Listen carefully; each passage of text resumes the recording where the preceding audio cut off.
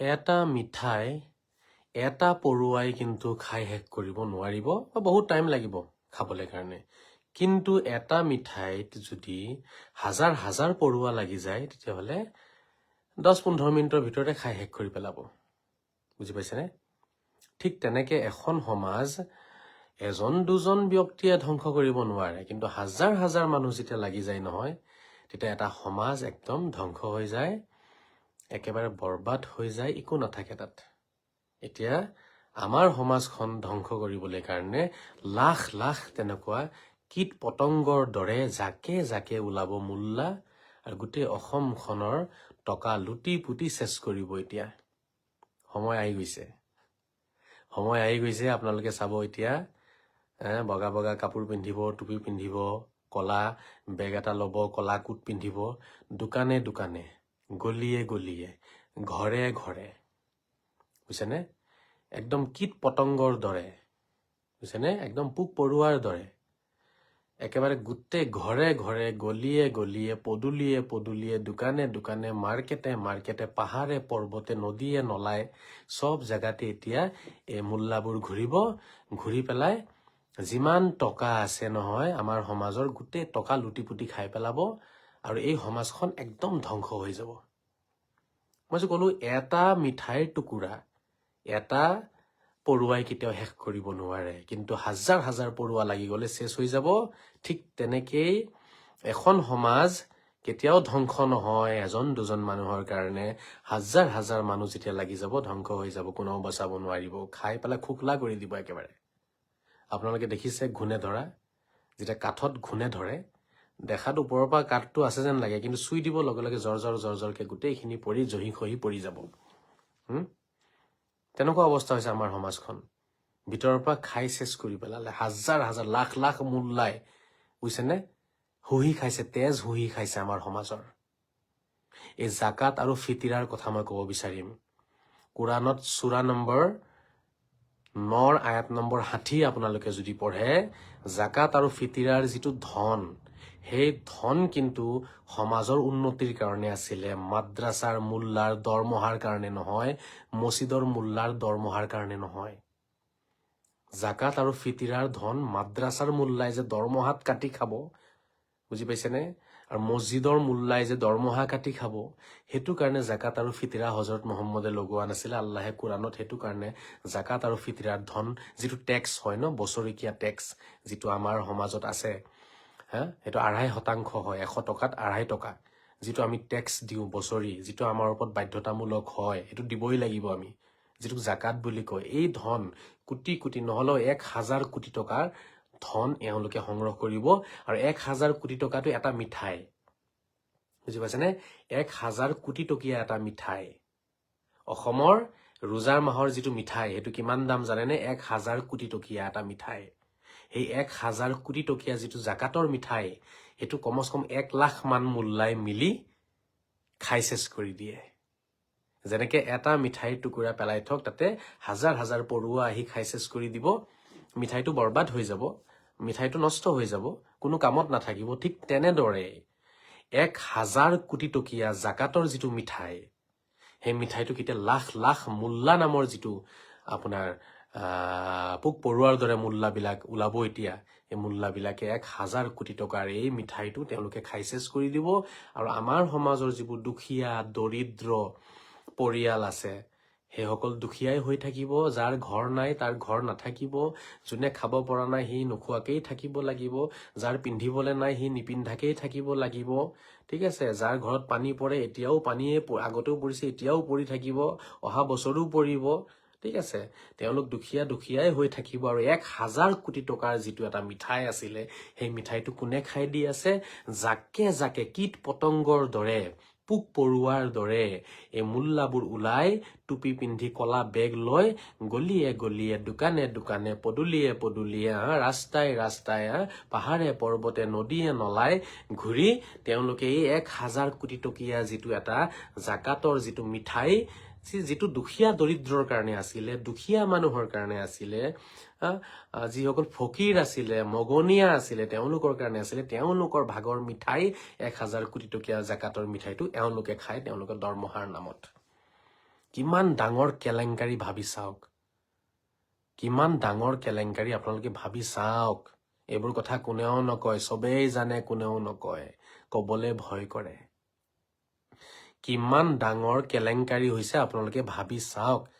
পৃথিৱীৰ আটাইতকৈ ডাঙৰ কেলেংকাৰী এইটো, পৃথিৱীৰ আটাইতকৈ ডাঙৰ কেলেংকাৰী হৈ আছে জাকাতৰ ধন লৈ পেলাই যিটো কেলেংকাৰী আমাৰ সমাজত হৈ আছে। আৰু কৰিছে কোনে? মুল্লাবিলাকে, মাদ্ৰাছাৰ পৰা পঢ়ি ওলাই অহা মুল্লাবোৰে, যিবোৰে মানুহৰ ঘৰে ঘৰে যায়, গলিয়ে গলিয়ে, খেতিয়ে পথাৰে, পাহাৰে পৰ্বতে, নদীয়ে নলায়, দোকানে দোকানে, দুৱাৰে দুৱাৰে ঘূৰি তেওঁলোকে যিটো কেলেংকাৰী কৰিছে নহয় আমাৰ সমাজত, সেই কেলেংকাৰী ফল ভুগি আছে কোনে জানেনে? সেই দুখীয়া সমাজে, যিসকলে চৰকাৰী মাটি দখল কৰি পেলাই ঘৰ বনাই থাকি আছে, যিসকলে কৰবাত নহয় কৰবাত বনাঞ্চল দখল কৰিছে, কৰবাত চৰ চাপৰি দখল কৰি তেওঁলোকে উপায়হীন হৈ পেলাই থাকি আছে, তেওঁলোকৰ ভাগৰ সেই ধন কোনে লুটিলে? এই মাদ্ৰাছাৰ পৰা ওলাই অহা সেই মুল্লাবোৰে, যিবিলাকে জাকাতৰ ধন আৰু ফিতিৰাৰ ধন সংগ্ৰহ কৰি ঘূৰি ফুৰে মানুহৰ ঘৰে ঘৰে। মই সকলোকে অনুৰোধ জনাম, অসমবাসী ৰাইজক সকলোকে মই অনুৰোধ জনাম, জাকাত আৰু ফিতিৰাৰ ধন কোনো মুল্লাৰ হাতত আপোনালোকে কেতিয়াও নিদিব। যদিহে আপোনালোকে কোনোবা মুল্লাৰ হাতত জাকাত আৰু ফিতিৰাৰ ধন দিয়ে, তেতিয়াহ'লে সেয়া পাপ হ'ব, এক মহাপাপ হ'ব, এক দুৰ্নীতি হ'ব, আৰু ইয়াৰ পৰিণাম নৰকত যাব লগা হ'ব। কোনো জাকাতৰ ধন কোনো মুল্লাক নিদিব, বুজি পাইছেনে? মাদ্ৰাছাৰ মুল্লাক নিদিব, যি দৰমহা খাব, ঠিক আছে, মছজিদৰ মুল্লাক নিদিব, দৰমহাৰ নামত খাব। জাকাত আৰু ফিতিৰাৰ যিটো ধন আছে, সেই ধন আপোনালোকে নিজ হাতে সময় উলিয়াই, ঈদৰ আগত 1 ঘণ্টা 2 ঘণ্টা সময় উলিয়াই কোনোবা দুখীয়া মানুহৰ হাতত আপুনি টকাখিনি হিচাপ কৰিব। আপোনাৰ যদি 10,000 টকা আছে, 5,000 টকা আছে, আপোনাৰ হাতত যদি জাকাতৰ যদি টকা এইবছৰ বোলে 20,000 ওলাইছে, আপুনি যিকোনো এজন মানুহক দান কৰক, এজন দুখীয়া মানুহক, তেওঁ ঘৰৰ টিনবোৰ কিনিব পাৰিব, তেওঁ ল'ৰা ছোৱালী এডমিশ্যন দিব পাৰিব, তেওঁ কাপোৰ কিনিব পাৰিব, বা কিবা এটা দোকান তেওঁৰ মানে সংস্থাপন হৈ যাব ন, তেওঁ চলাৰ ব্যৱস্থা হৈ যাব। মোৰ কথা বুজি পাইছে? জাকাত আৰু ফিতিৰাৰ ধন কেতিয়াও টুপিঅলা এই মুল্লাবোৰ, যিবোৰে দোকানে দোকানে, ঘৰে ঘৰে, পদূলিয়ে পদূলিয়ে, পাহাৰে পৰ্বতে, নদীয়ে নলাই, খেতিয়ে পথাৰে ঘূৰি ঘূৰি, মানুহৰ ঘৰৰ আগফালে পিছফালে ঘূৰি ঘূৰি, ঠিক আছে, এওঁলোকে জাকাতৰ ধন সংগ্ৰহ কৰি পেলাই তেওঁলোকে দৰমহাৰ নামত কাটি খায়। এনে মুল্লাক যদি আপোনালোকে জাকাতৰ ধন দিয়ে, তেতিয়াহ'লে আপোনালোকে মনত ৰাখিব, কিন্তু এইটো এটা মহাপাপ হ'ব। কোৰাণত যিটো কথা লিখা আছে, সূৰা নম্বৰ 9, সূৰা তৌবা, আয়াত নম্বৰ 60, আপোনালোকে যদি পঢ়ে, ইন্নামাছ সাদকাত লিল ফুকাৰা ওয়াল মাসাকিন, আপোনালোকে যদি পঢ়ে তাতে বুজিব পাৰিব, জাকাত আৰু ফিতিৰাৰ এই বৃহৎ পৰিমাণৰ যিটো ধন আমাৰ অসমত ওলায়, সেই ধন কিন্তু একমাত্ৰ দৰিদ্ৰ দুখীয়া মানুহৰ কাৰণে, যাতে তেওঁলোকে স্কুল পঢ়িব পাৰে, যাতে তেওঁলোকে কাপোৰ কিনিব পাৰে, যাতে তেওঁলোকে খাব পাৰে, বেমাৰত যাতে ব্যৱহাৰ কৰিব পাৰে, তেওঁলোকৰ ঘৰ বাৰী নাই যদি ঘৰ বনাব পাৰিব, মাটি নাই যদি মাটি কিনিব পাৰিব, তেনেকুৱা দুখীয়া দৰিদ্ৰ পৰিয়ালৰ কাৰণে এই জাকাতৰ যিটো প্ৰক্ৰিয়া আছে, ফিতিৰাৰ যিটো প্ৰক্ৰিয়াটো, আমাৰ ধৰ্মত এই বস্তুটো আছে। জাকাত আৰু ফিতিৰা এইটো কাৰণে নহয় যে মুল্লাই নিজৰ দৰমহা খাব, ঠিক আছে, মুল্লাই নিজৰ পত্নীৰ কাৰণে ঈদৰ কাপোৰ কিনিব, মুল্লাই নিজৰ ল'ৰা ছোৱালী পোহপাল দিব, গোটেই বছৰ চাকৰি কৰিব, নিবনুৱা কাম কাজ নকৰে, মানুহৰ ঘৰে ঘৰে খাই ফুৰিব, খাই ফুৰিব, খাই ফুৰিব, খাই খাই মানুহৰ ঘৰে ঘৰে নিমন্ত্ৰণ খাই স্বভাৱ বেয়া হৈছে। এতিয়া কাম কৰিব মন নাযায়, ঠিক আছে, এতিয়া কাম কৰিব মন নাযায়, এতিয়া হৈছে এলেহুৱা, ঠিক আছে, মানুহৰ ঘৰে ঘৰে খাই খাই অভ্যাস বেয়া হৈছে, স্বভাৱ বেয়া হৈছে, গোটেই বছৰ একো কাম কাজ নকৰে, মানুহৰ ঘৰে ঘৰে এইবোৰ কৰিব, কৰি পেলাই কি কৰিব, মাদ্ৰাছা এখনত যেনে তেনে নাম এটা লগাই লয়, পঢ়াই নপঢ়াই যেনে তেনে টাইম পাছ কৰে, কৰি মাহে মাহে 10,000 15,000 টকাকে হিচাপ কৰি বছৰৰ মূৰত যেতিয়া ৰোজাৰ মাহটো আহি যাব, সেই ৰোজাৰ মাহত এই গোটেই বছৰৰ 1.5-2 লাখ টকা যিটো দৰমহা হয়, সেই দৰমহাটো তেওঁলোকে ক'ৰ পৰা উঠাই? জাকাতৰ ধনৰ পৰা উঠাই লয়, আৰু ফিতিৰাৰ ধনৰ পৰা তেওঁলোকে উঠাই লয়। কিমান ডাঙৰ কেলেংকাৰী, কিমান ডাঙৰ পাপ এয়া। আৰে তোমালোকে গোটেই বছৰ কেলে কাম নকৰিলা? গোটেই বছৰ কেলে পাণ দোকান এটা নিদিলা? কেলে চব্জি বিক্ৰী নকৰিলা? কেলে মাছ বিক্ৰী নকৰিলা? কেলে টুপি পিন্ধি পেলাই এইবোৰ উদ্ভণ্ডালি তোমালোকে কৰিছা গোটেই বছৰ? যোৱা কাম কৰা, কোনে মানা কৰিছে তোমালোকক কাম কৰিবলৈ কাৰণে? যোৱা চাইকেল মিস্ত্ৰী হৈ যোৱা, একো নাই, চাইকেল ঠিক কৰা, ৰিক্সা ঠিক কৰা, অটো চলোৱা, ঠিক আছে, সেইবোৰ নকৰে তেওঁলোকে। গোটেই বছৰ মানুহৰ ঘৰে ঘৰে খাব, বিনা ফ্ৰীত খাব, ফ্ৰী টকাবিলাক ল'ব, মানুহৰ ঘৰত গৈ নিমন্ত্ৰণ খাই টকা 100-200 লৈ ল'ব, বিয়া পঢ়াই টকা 500 লৈ ল'ব, ঠিক আছে। আৰু আপোনাৰ কাৰোবাৰ বেমাৰ হৈছে, কিবা হৈছে, সেইবোৰত গৈ পেলাই লুটপাট, কোৰাণ খতম, কোৰাণ পঢ়ি পেলাই তাৰ পৰা কোৰাণ পাঠ কৰাৰ নামত টকা লৈ ল'ব 2000-3000, আৰু খতমে আম্বিয়া, খতমে চেফা, ঠিক আছে, খতমে আপোনাৰ কি কয় খাজেগা, এইবোৰ পঢ়ি পেলাই আপোনাৰ টকা লুটিব গোটেই বছৰ। খালি এইটো ধান্দা বেপাৰ। আৰু ল'ৰা ছোৱালীটো নপঢ়ায় মাদ্ৰাছাত। তাৰপিছত হয় কি, দৰমহাটোতো থাকি যায় তেনেকে। সেই দৰমহাটো ৰোজাৰ মাহত এই দুখীয়া দৰিদ্ৰৰ কাৰণে আল্লাহ তাবাৰক ৱা তাআলা আৰু আমাৰ হযৰত মুহাম্মদ সাল্লাল্লাহু তাআলা সাল্লামে যিটো সমাজ ব্যৱস্থা বনাই দিছিলে, কোৰাণৰ সমাজ ব্যৱস্থা, যি সমাজ ব্যৱস্থা লৈ আগবাঢ়িলে, আজি আমাৰ সমাজ কাৰো তলতীয়া নহলহেঁতেন, আজি আমাৰ সমাজ কাৰো সন্মুখত হাত পাতিবলগীয়া নহলহেঁতেন, চৰকাৰী ধনৰ ফালে ভিকাৰীৰ দৰে চাই থাকিব নালাগিলেহেঁতেন, মুখ্যমন্ত্ৰীৰ মুখৰ ফালে ভিকাৰীৰ দৰে চাই থাকিব নালাগিলেহেঁতেন, আন্দোলন কৰিব নালাগিলেহেঁতেন, স্বাভিমানী সমাজ ব্যৱস্থা আছিলে আমাৰ, আমি স্বাভিমানী হ'ব পাৰিলোহেঁতেন, আমি পৰনিৰ্ভৰশীল নহলোহেঁতেন, আত্মনিৰ্ভৰশীল হলহেঁতেন আমাৰ সমাজখন। হযৰত মুহাম্মদ সাল্লাল্লাহু তাআলা আলাইহি ওয়াসাল্লামে তেনেকুৱা এটা সমাজ ব্যৱস্থা আমাক কোৰাণৰ মাধ্যমেৰে দি থৈ গৈছিলে। সেই সমাজ ব্যৱস্থা যদি আমি ললোহেঁতেন হাতত উঠাই, আজি আমি চৰকাৰৰ ওচৰত গৈ কুকুৰৰ দৰে হাত পাতিব নালাগিলেহেঁতেন, ঠিক আছে। আজি আমি চৰকাৰী আঁচনিৰ কাৰণে লাইন পাতিব নালাগিলেহেঁতেন, আজি আমি চৰকাৰে দলিয়াই দিয়া টকাবোৰ আমি লৈ পেলাই ফুৰিব নালাগিলেহেঁতেন, চৰকাৰৰ দালি ভাত আমাৰ নালাগিলেহেঁতেন, ঠিক আছে।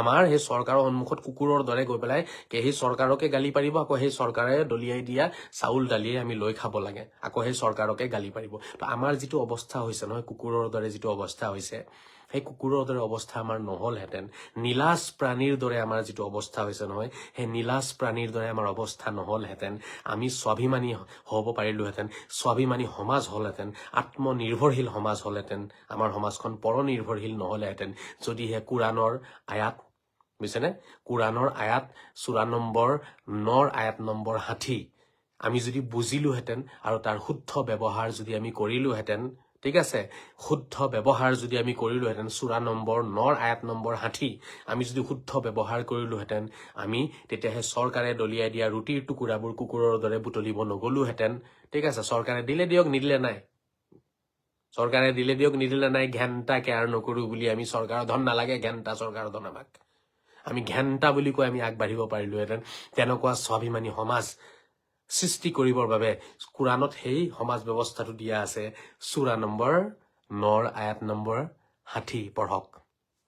আৰু এই স্বাভিমানী যিটো সমাজ ব্যৱস্থা আছিলে, যিটো সমাজ ব্যৱস্থাই আমাৰ সমাজখনক স্বাভিমানী কৰিলেহেঁতেন, আত্মনিৰ্ভৰশীল কৰিলেহেঁতেন, ঠিক আছে, আমি নিজৰ ভৰিত নিজে থিয় হ'ব পাৰিলোহেঁতেন, আমি নিজে চবেই এজনে আনজনক হেল্প কৰি পেলাই আমি এনেকুৱা এটা পৰিৱেশ বনাব পাৰিলোহেঁতেন, মানে যিটো যাৰ কোনো কল্পনা কৰিব নোৱাৰিব, ইমানে ভাল পৰিৱেশ হলহেঁতেন। সেই সমাজখন ধ্বংস কোনে কৰিলে? যাকে যাকে এই মোল্লাৰ সমাজে, এই মোল্লাবোৰে, এওঁলোকে পঢ়ি ওলাব, চৰকাৰী চাকৰি বাকৰি নাই, খাবলৈ চাবলৈ একো নাই, লাখ লাখ মোল্লা চলে কেনেকে এতিয়া? লাখ লাখ মোল্লা চলে কেনেকে এতিয়া? উপায়তো নাই ন। এতিয়া এই জাকাতৰ যিটো 1000 কোটি টকীয়া যিটো পেকেজ আমাৰ অসমৰ জাকাতৰ 1000 কোটি টকীয়া পেকেজ, আপুনি জানে নাই? 1000 কোটি টকা। কি ভাবিছে আপোনালোকে? মই কমে কলো, চাগে বেছিয়ে ওলাব আৰু। 1000 কোটি টকা মই কমে কৈছো। এই ৰোজাৰ মাহত 1000 কোটি টকাৰ জাকাত ওলাই আছে আমাৰ সমাজত। কি ভাবিছে? জাকাত আৰু ফিতৰা 1000 কোটি টকা হ'ব। এই 1000 কোটি টকা একেলগে থাকিলে আপোনালোকে ভাবি চাওক, আমাৰ সমাজখন আমি কিমান আগবঢ়াব পাৰিলোহেঁতেন, কিমান দুখীয়া দৰিদ্ৰ নিবনুৱা সমস্যাৰ সমাধান হলহেঁতেন, কিমান মানুহে আগবাঢ়িব পাৰিলেহেঁতেন, কিমান মানুহে মাটি কিনি স্বাভিমানী জীৱন পাৰ কৰিব পাৰিলেহেঁতেন। কিয় চৰকাৰী মাটি দখল কৰিব লাগে? কিয় দখল কৰিছে চৰকাৰী মাটি? লাজ নাই লাগা? লাজটো লাগিব লাগে না, ঘৰ চৰ ভাঙি দি আছে। তো আমাৰ নিজৰ দুখত সেই মোল্লাবিলাকৰ কাৰণে হৈছে, বুজি পাইছেনে? সেই মোল্লাবিলাকৰ কাৰণে হৈছে। চৰকাৰী মাটিত দখল কৰি কুকুৰৰ নিচিনা আমি থাকো চৰকাৰী মাটিত। চৰকাৰে আহি পেলাই ভাঙি দিয়ে, তাৰপিছত আমি কান্দি ফুৰো। তো কুকুৰৰ লেখীয়া থাকি আছো ন চৰকাৰী মাটিত আমি। ভাই, চৰকাৰে যেতিয়া কৈছে নাথাকিবি, তো নিজে ভাঙি চিঙি গুচি যাব লাগে ন। লাজ লাগিব লাগে ন? লাজ লাগিব লাগে নাই আমাৰ? তো আমি নিজে ভাঙি নাযাওঁ, আমি তাতে থাকিম। আৰু আমাৰ জাকাতৰ যিবোৰ টকা আছে, মোল্লাবিলাকৰ পেট ভৰাম। এটা মোল্লাৰ পেট চাব, পাতল মোল্লা বহুত কম আছে, কেটেঙা মেটেঙা মোল্লা বহুত কমে পাব, চব তাগৰা তাগৰা, চব তাগৰা তাগৰা। এই চাট চাট পেট আপোনাৰ চাব একদম মুখ ফুলি ইমান ডাঙৰ ডাঙৰ। কিয়? ক'ত পায় খাবলৈ ইমান? ক'ত পায়? ভাবি চাওক এবাৰ, চৰকাৰী চাকৰি কৰি আছে, মাহে 50,000 টকা আহে, তথাপিও স্বাস্থ্য ইমান নবনে, কিন্তু ইহঁতি গোটেই বছৰ মানুহৰ ঘৰত খায়। ঠিক আছে, গোটেই বছৰ মানুহৰ ঘৰত খাব, মগনীয়াৰ দৰে প্ৰতিটো কথাতে খাব, খাই পেলাই টকা ল'ব, নিমন্ত্ৰণ খাই পেলাই মাননি ল'ব।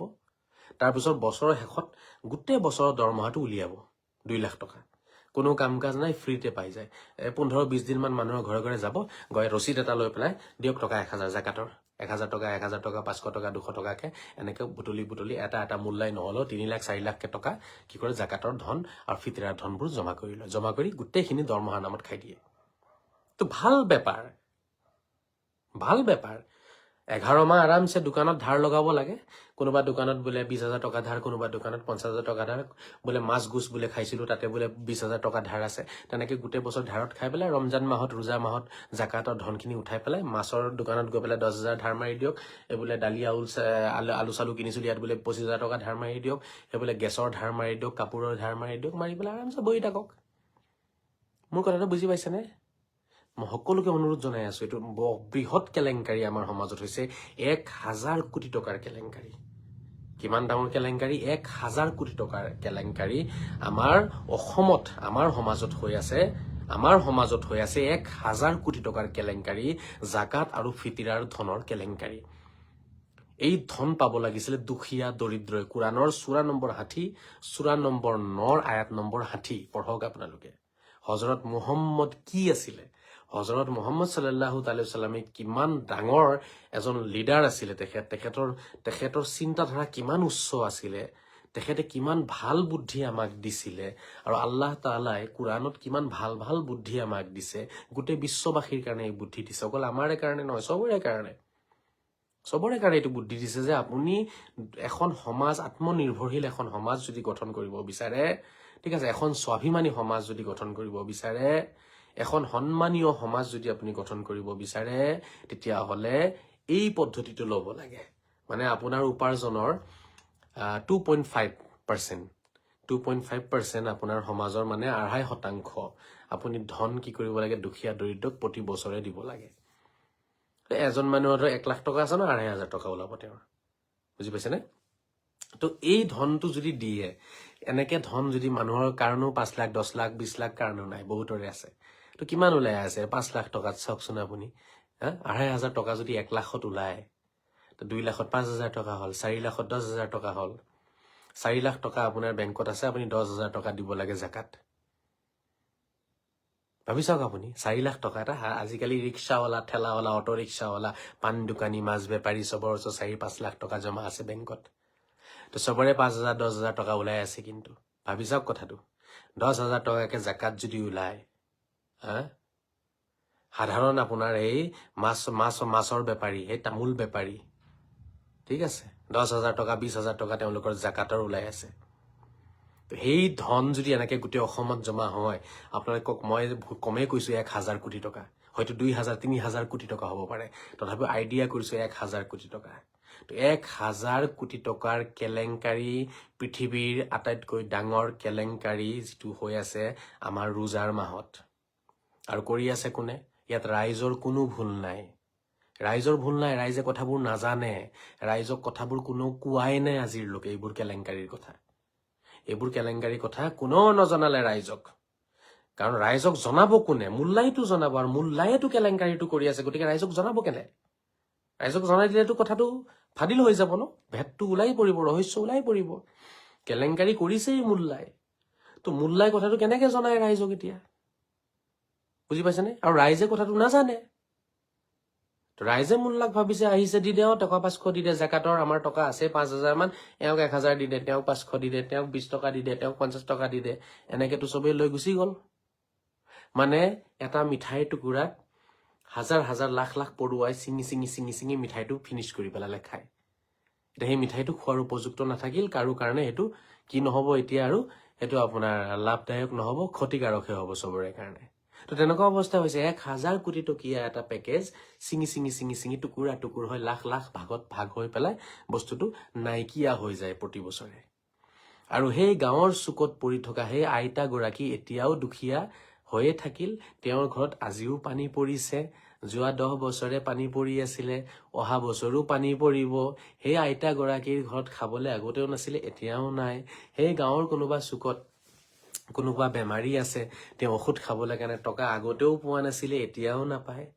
ঠিক আছে, কোনোবা দুখীয়া পৰিয়ালৰ ল'ৰা ছোৱালী আগতেও পঢ়িব পৰা নাছিলে, এইবাৰো পঢ়িব নোৱাৰে। যোৱাবাৰো এডমিশ্যন ল'ব পৰা নাই, এইবাৰো এডমিশ্যন ল'ব নোৱাৰে। যোৱাবাৰো ফটা চিঙা কাপোৰ পিন্ধি স্কুললৈ গৈছে, এইবাৰো ফটা চিঙা কাপোৰ পিন্ধিয়েই স্কুললৈ যাব লাগিব। কিন্তু ৰোজা আমাৰ আহি আছে গৈ আছে, আহি আছে গৈ আছে, ঈদ আহি আছে গৈ আছে, বছৰকে বছৰ পাৰ হৈ গৈছে। কিন্তু আমাৰ সমাজ ব্যৱস্থা যেনেকুৱা আছিলে তাতোকৈ বেয়া হৈছে। আমাৰ সমাজত মগনীয়া আগতে যিমান আছিলে এতিয়া আৰু বাঢ়িছে, দুখীয়া দৰিদ্ৰৰ সংখ্যা বাঢ়িছে। আৰু যিসকল দুখীয়া আছিলে দুখীয়াই থাকি গ'ল। লাভ কাৰ হ'ল জানে? তাগৰা হৈ গ'ল এটা মোল্লা খাই খাই। চেহেৰা কি চাব, মুজ কি চাব, দাড়ি কি চাব। সিহঁতক এইবোৰ কথা ক'লে চকু ৰঙা কৰি ওলাব এটা এটাই, কাৰণ সিহঁতৰ পেটত লাত মাৰা হয়। মোক সেইকাৰণে বেয়া পাই চবেই। মোৰ কথাটো সমালোচনা মছজিদে কৰিব তেওঁলোকে, বুজিছেনে? কাৰণ আজহাৰিয়ে সঁচা কথা কৈ দিয়ে, তেওঁলোকে খাবলৈ নাপাব, তেওঁলোকৰ পেটত লাত মাৰা হৈ আছে। তেওঁলোকৰ পেটত লাত মাৰা হৈ আছে। সেইটো কাৰণে তেওঁলোকে এইবোৰ কথা নকৈও মোকো ক'ব নিদিয়ে, আৰু মোক আপোনালোকৰ ওচৰত যাবও নিদিয়ে। এতিয়া আপোনালোকৰ ওচৰত মই গ'লে সিহঁতি চাব এটা ৰঙা চকুৰে ওলাইব একদম, এই ইয়াক আহিব নিদিবি।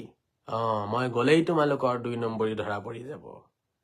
মই গ'লেই তোমালোকৰ 2 নম্বৰী ধৰা পৰিব। 2 নম্বৰী কলা ধনবোৰ যে সংগ্ৰহ কৰিছা, সমাজখন যে খোকলা কৰি দিলা তোমালোকে, সমাজখন যে একেবাৰে আপোনাৰ তেজ হুহি খাই যে সমাজখনত যে একো নাৰাখিলা তোমালোকে। আজি এই সমাজখন চৰকাৰৰ ওপৰত নিৰ্ভৰশীল হৈ গ'ল। চৰকাৰৰ আঁচনি লৈ পেলাই চলিবলগীয়া হৈ আছে আমাৰ মানুহে।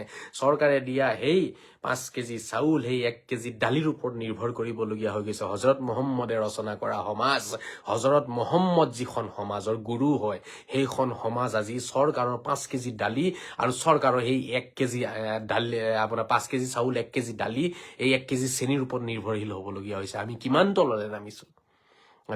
তললৈ নামিছো ভাবি চাওক। এয়া নেকি হজৰত মহম্মদ সাল্লাল্লাহু তাআলা সাল্লামে ৰচনা কৰা সমাজ? এয়া নেকি হজৰত মহম্মদৰ সমাজ ব্যৱস্থা? এয়া নেকি কোৰআনৰ সমাজ ব্যৱস্থা? ইমান তললৈ নামিব দিছিলে নেকি আমাক? নাই দিয়া। ইমান তললৈ নামিব দিয়া নাছিলে আমাক। কোৰআনে আমাক সদায় ওপৰত উঠিব দিছিলে। কিন্তু আমাৰ সমাজখন কি হৈ গ'ল? ইমান তললৈ নামিছো, এতিয়া লাইন পাতিব লাগে চাউলৰ কাৰণে, লাইন পাতিব লাগে 1 কেজি দালিৰ কাৰণে। কাৰণ আমাৰ সমাজ ব্যৱস্থা নাই। যিটো সমাজ ব্যৱস্থা আল্লাহে আমাক দিছিলে, সেই সমাজ ব্যৱস্থা আমি একেবাৰে ভাঙি চিঙি চুৰমাৰ কৰি দি পেলাই আমি এটা জিহাদী সমাজ ব্যৱস্থা লৈ চলি আছো।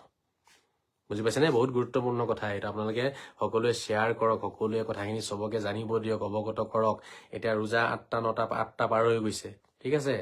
আৰু 4-5টা ৰোজাৰ পিছত চাব দলে দলে জাকে জাকে।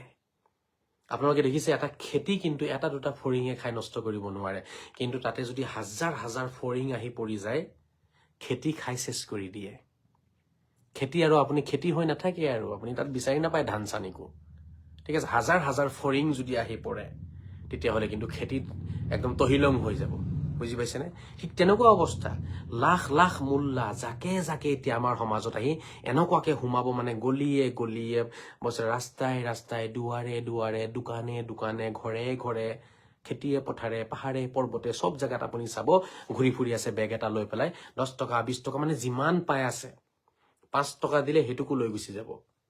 বুজিছে? মোটামুটি একদম চুচি লৈ যাব, মানে একদম চাফা কৰি দিব আপোনাৰ গোটেই সেই 10,000 কোটি টকীয়া পেকেজটো, মানে একদম ফিনিছ কৰি দিয়ে তেওঁলোকে।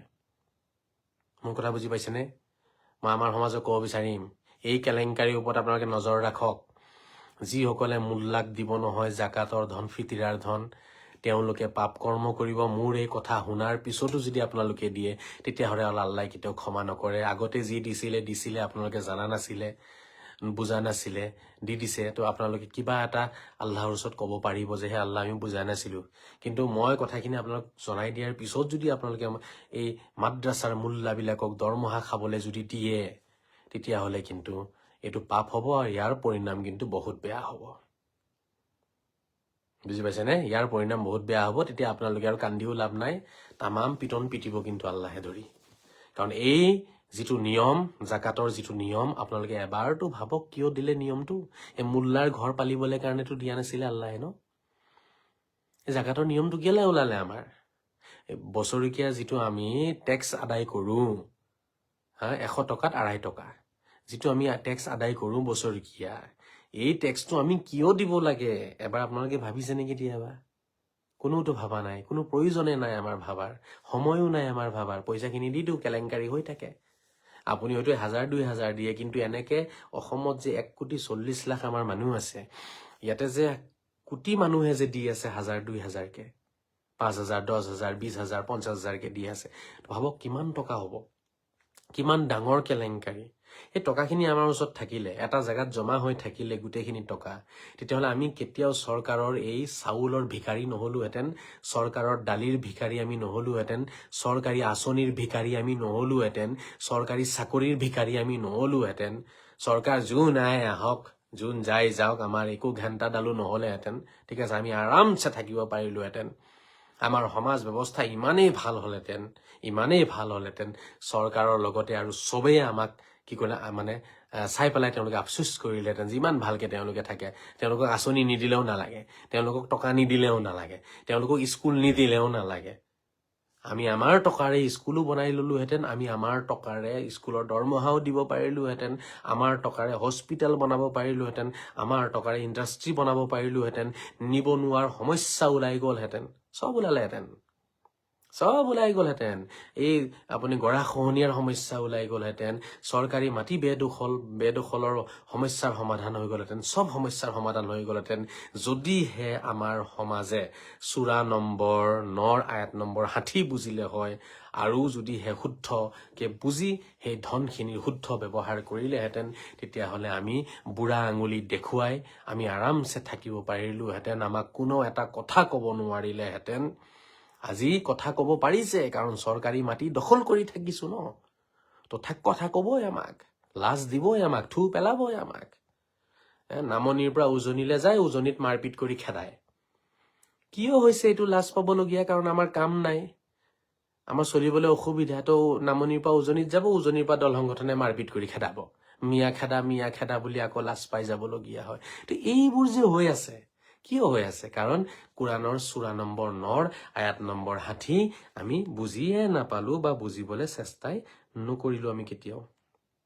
সেইখিনি যদি আমি বুজিলোহেঁতেন, ঠিক আছে, সেইখিনি যদি আমি বুজিলোহেঁতেন নহয়, তেতিয়াহ'লে কিন্তু আজি এই দুৰ্দশা নহ'লহেঁতেন যে উজনিৰ পৰা খেদা খাই নামনিলে পলাবলগীয়া নহ'লহেঁতেন, তাৰ পৰা পলাবলগীয়া নহ'লহেঁতেন আমাৰ।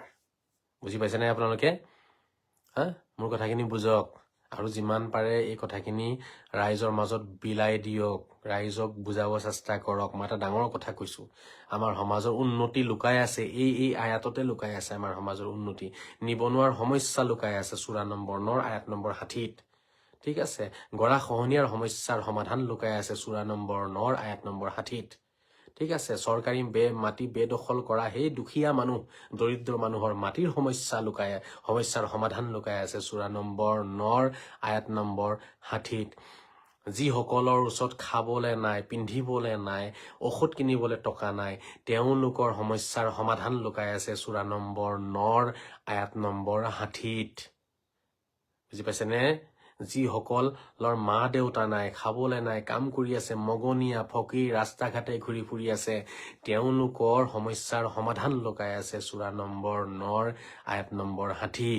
যিসকলে চৰকাৰী দালি, চৰকাৰী চাউলৰ ওপৰত নিৰ্ভৰ কৰি জীয়াই থাকিবলগীয়া হৈছে, চৰকাৰী আঁচনিৰ কাৰণে লাইন পাতিবলগীয়া হৈছে, লাজ নথকা মানুহৰ দৰে ঘূৰি ফুৰিবলগীয়া হৈছে আঁচনিৰ কাৰণে, লাজ নথকা মানুহৰ দৰে বাৰে বাৰে গৈ পেলাই আকৌ তাতে হাত পাতিবলগীয়া হৈ আছে, তেওঁলোকৰ সমস্যাৰ সমাধান লুকাই আছে সূৰা নম্বৰ 9 আয়াত নম্বৰ 60। আত্মনিৰ্ভৰশীল স্বাভিমানী এখন সমাজ গঠন কৰিবৰ বাবে যিটো এটা ৰাস্তা আছে, উপায় আছে, সেই উপায় লুকাই আছে সূৰা নম্বৰ 9 আয়াত নম্বৰ হাঠিত হজৰত মুহাম্মদে যিটো সমাজ ব্যৱস্থা দিছে আমাক, আল্লাহে যিটো সমাজ ব্যৱস্থা দিছিলে, সেই যিটো সমাজ ব্যৱস্থাৰ ওপৰত আমি গতি কৰিলে আমাৰ সমাজখন নম্বৰ 1 সমাজ হ'লহেঁতেন, সেই গোটেই প্ৰক্ৰিয়াটো লুকাই আছে সূৰা নম্বৰ 9 আয়াত নম্বৰ 60ত। এক বৃহৎ কেলেংকাৰী হৈ আছে এই সূৰা নম্বৰ 9 আয়াত নম্বৰ 60ক লৈ, তাৰ অপব্যাখ্যা হৈ আছে, আৰু মোল্লাবিলাকে একদম তেজ হুহি খাই গোটেই সমাজখন ধ্বংস কৰি দিলে। গতিকে মই সকলোকে অনুৰোধ জনাম, এইবাৰ ৰোজাৰ মাহ চলি আছে, আৰু কিছুদিন পিছতে এই জাকে জাকে কীট পতংগৰ দৰে এওঁলোক ওলাব, টুপি পিন্ধি, বগা কাপোৰ পিন্ধি, পাহাৰে পৰ্বতে নদীয়ে নলাই গলিয়ে গলিয়ে দোকানে দোকানে এওঁলোকক 1 টকাও নিদিব। ঠিক আছে, এওঁলোকক প্ৰশ্ন কৰিব পাৰিলে, তুমি কেলে আহিছা? আমাৰ ধন আমি দিব লাগে দিব নালাগে আমি ভাবি ল'ম। তুমি কেলে আহিছা আমাৰ ওচৰত এইটো পইচা ল'বলৈ কাৰণে? তোমাৰ কি স্বাৰ্থ ইয়াত? তুমি কেলে আহিছা? তোমাক কোনে কৈছে আহিবলৈ কাৰণে? প্ৰশ্ন কৰক। তেতিয়া পলাব আপোনাৰ দোকানৰ পৰা, তেতিয়া পলাব আপোনাৰ ঘৰৰ পৰা। তাৰ কোনো দায়িত্ব নাই ইয়াত, তাক কোনো কোৱা নাই। জাকাতৰ ধনটো কি আচলতে? জাকাত শব্দটো অৰ্থ হৈছে পবিত্ৰ, বুজিছানে? পবিত্ৰ কৰা। তো জাকাতৰ যিটো ধন আছে মানে, সেই ধনটোৱে আপোনাৰ বাকী ধনখিনি পবিত্ৰ কৰে। মানে এক প্ৰকাৰৰ আপোনাৰ ধন দৌলতৰ মল হয় সেইখিনি। আপোনাৰ ধন দৌলতৰ মল হয়, ময়লা হয়। তো ময়লাখিনি সিহঁতি ল'বলৈ কেলে আহিছে? আপোনাৰ ময়লা আপুনি চাফা কৰিব, মানে পবিত্ৰ হৈ যায়, আপোনাৰ বাকী ধনখিনি পবিত্ৰ হৈ যায়। এতিয়া ধৰক 5 লাখ টকা আছে, আপোনাৰ জাকাত কিমান হ'ব? 12,500 টকা হ'ব। তো 12,500 টকা দি দিলে 5 লাখ টকা পবিত্ৰ হৈ গ'ল আপোনাৰ কাৰণে। সেই পবিত্ৰ হিচাপে আপুনি খাই যাওক, কোনো প্ৰব্লেম নাই। কিন্তু তাতে যদি সেই 12,500 টকা থাকি যায় 5 লাখ টকাত, তেতিয়াহ'লে গোটেই 5 লাখ টকাটো আপোনাৰ অপবিত্ৰ হৈ থাকিব, সেইটো আপোনাৰ হাৰাম হৈ যাব।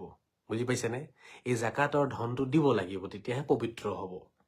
এতিয়া বুজা গ'ল যে 5 লাখ টকাত যিটো 12,500 টকা, সেই 12,500 টকাটো আচলতে 5 লাখ টকাৰ কি হয়? মল হয়, ময়লা হয়।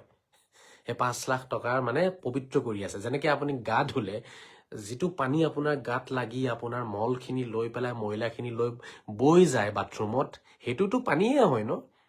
সেইটোতো ব্যৱহাৰ কৰা পানী, ব্যৱহাৰ কৰিব পৰা পানী নহয় ন? এইটো এক প্ৰকাৰৰ আপোনাক চাফা কৰি লৈ গৈছে। তেনেকে জাকাতৰ টকাখিনি আপোনাক চাফা কৰি লৈ যায়।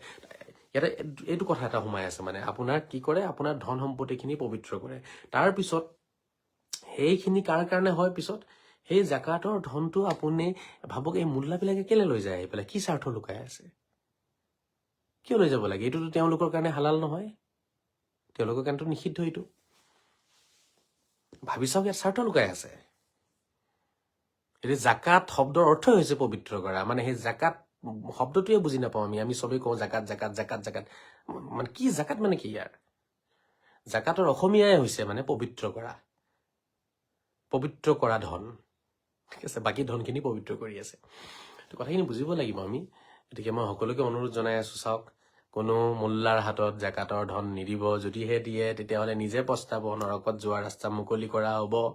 যিমান পাৰে নিজৰ ধন জমা কৰি ৰাখক জাকাতৰ, সময় সাপেক্ষে দুখীয়া মানুহক নিজে গৈ দি দিব। কাৰোবাক টিন কিনি দিব, কাৰোবাক গৰু এহাল কিনি দিয়ক, কাৰোবাক অটো ৰিক্সা এটা কিনি দিয়ক, বা আপুনি যদি বেছি নাই কাৰোবাক কাপোৰে কিনি দিলে, কাৰোবাক চাইকেল এটাই কিনি দিলে আপুনি ন, দুখীয়া মানুহক চাইকেল এখন কিনি দি দিলে, কথা একেই। তা আপুনি নিজে দিয়ক না। আপুনি মোল্লাৰ হাতত দি দিব, মোল্লাই নিজৰ ল'ৰাৰ কাৰণে চাইকেল কিনিব, মোল্লাই নিজৰ ঘৰৰ কাৰণে গৰু কিনিব, মোল্লাই নিজৰ ঘৰত গৈ টিন লগাব। মোল্লাই দুখীয়া মানুহক নিদিয়েতো লৈ গৈ পেলাই, সি নিজে খাই বহি থাকে। মোৰ কথা বুজি পাইছেনে?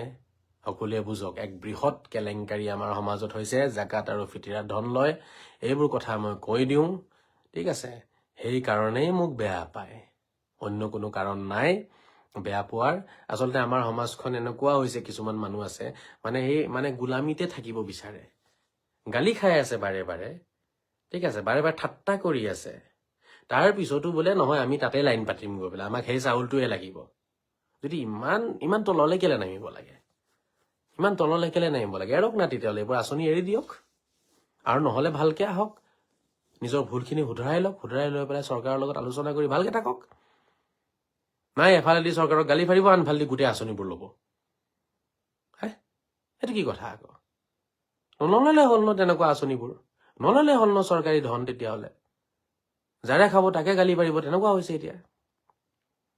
তো নল'ব, আৰু যদি লৈ আছে তেতিয়া ভালকে থাকক, অসমৰ অসমীয়া হৈ থাকক, অসমৰ সভ্যতা সংস্কৃতি মানি চলক, সেইখিনি মানক, তাৰপিছত চাউল খাওক, দালি খাওক।